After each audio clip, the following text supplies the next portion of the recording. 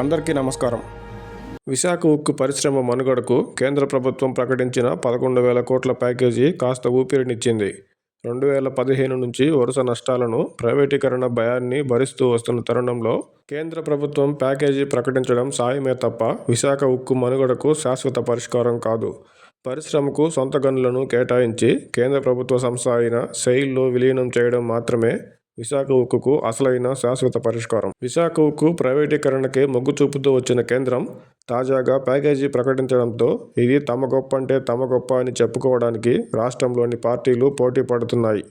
వారు తీసుకున్న నిర్ణయాలను ఖచ్చితంగా అమలు చేసే సామర్థ్యం ఉన్న నేతలు కలిగిన కేంద్ర ప్రభుత్వం తీరు తెలిసిన వారు ఎవరైనా రాష్ట్ర అసెంబ్లీ తీర్మానం చేసిందనో, లేక ఉద్యమాలు జరుగుతున్నాయనో, లేక రాష్ట్రంలోనూ ఎన్డీఏ ప్రభుత్వం ఉందనో విశాఖ ఉక్కు ప్రైవేటీకరణ ఆగిందని అనుకోవడం అర్ధసత్యమే అవుతుంది. కేంద్రం ప్రైవేటీకరణకు కట్టుబడితే రాష్ట్రంలోని పార్టీల నేతలు వారి నిర్ణయాలు కేంద్రంపై ప్రభావం చూపుతాయని అనుకోలేము.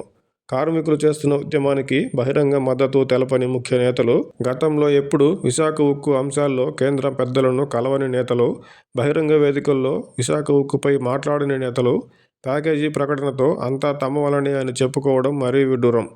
రాష్ట్ర సమస్యలను కేంద్రం వద్ద చెప్పగలిగే నేతలు ఉండడం, ప్రజల సమక్షంలోనూ కేంద్ర పెద్దలను అడగగలిగే నేతలు ఉండడం, కేంద్ర ప్రభుత్వంలో రాష్ట్రం పాత్ర ఉండడం, విశాఖ ఉక్కు పరిశ్రమ ప్రత్యేక పరిస్థితులను వివరించగలిగే నేతలు ఉండడం, అన్నిటికీ మించి రాష్ట్రంలో, కేంద్రంలో ఎన్డీఏ ప్రభుత్వాలే ఉండడంతో విశాఖ ఉక్కు పరిశ్రమతో పాటు రాష్ట్రానికి ఎంతో మేలు జరుగుతున్నది చూస్తూనే ఉన్నాం.